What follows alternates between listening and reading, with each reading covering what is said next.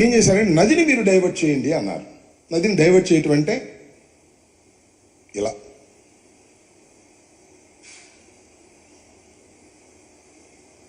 ఇలా వస్తుంది నది. అంటే నది ఇటు నుంచి ఇలా ప్రవహించి ఇలా వచ్చి మళ్ళీ ఇక్కడ కలిసిపోద్ది. ఇక్కడ గమనించాల్సింది ఏంటంటే ఇక్కడ నదిని డైవర్ట్ చేయడం ద్వారా ఇక్కడ మీరు స్పిల్వేని కట్టమన్నారు. ఇది ఇక్కడ ఏం చేశారంటే అప్పుడు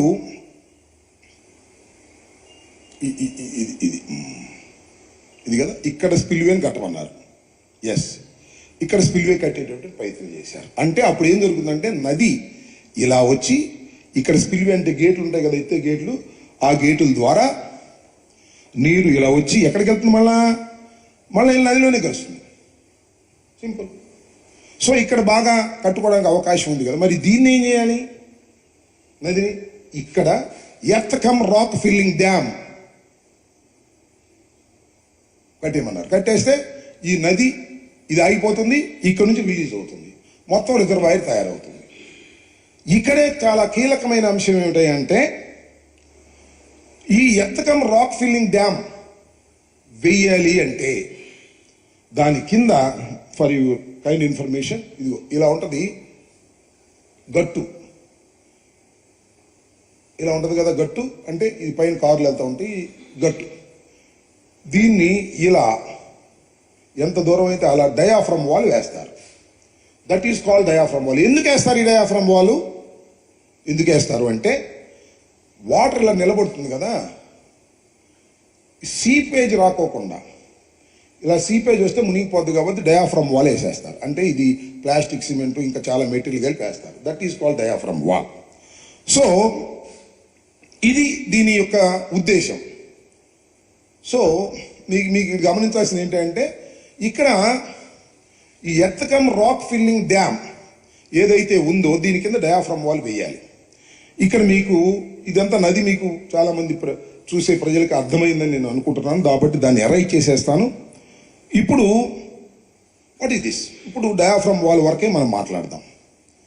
నది ఇది కదా, నది ఇది, నది డైవర్షన్ ఇది. ఓకే, ఇది చూసుకుందాం. ఇక్కడ డయాఫ్రమ్ వాల్ వేయాలి. ఈ డయాఫ్రమ్ వాల్ వేయాలి అంటే నిబంధన ఏమిటి అంటే డయాఫ్రమ్ వాల్ వేసే ముందు, డయాఫ్రమ్ వాల్ వేయటం, earth cum rock filling dam చేయటం ఒక రోజుతో అయ్యే పని కాదు, ఒక సీజన్తో అయ్యే పని కాదు. It may take 2 or 3 seasons. అంటే 2-3 వరదలను ఎదుర్కోవాల్సిన పరిస్థితి ఉంటుంది. కాబట్టి ఏం చేస్తారంటే ఇక్కడ కాఫర్ డ్యామ్ నిర్మాణం చేస్తారు. ఇక్కడ కాఫర్ డ్యామ్ నిర్మాణం చేస్తారు. ఈ కాఫర్ డ్యామ్ నిర్మాణం చేసిన తర్వాత, ఈ డయాఫ్రమ్ వాల్ వేసేసిన తర్వాత, earth cum rock filling dam చేసేసిన తర్వాత ఈ రెండిటిని కూడా రిమూవ్ చేసేస్తారు. ఇది కండిషన్. తాత్కాలికమైన కాఫర్ డ్యాములు.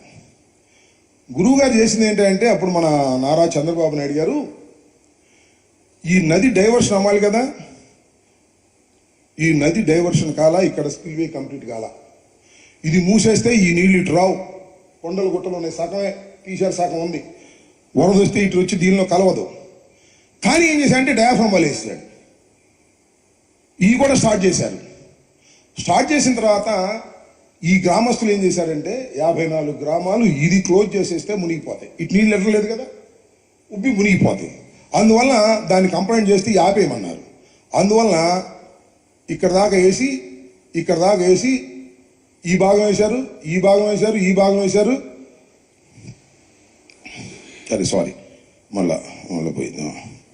ఈ భాగం వేశారు, ఈ ఇందాక అన్నట్టుగా కొంత భాగాలు వేశారు, ఇంత వేశారు. ఈ ఖాళీలు అట్టి పెట్టారు, ఇక్కడేమో పెద్ద ఖాళీలు అట్టి పెట్టారు.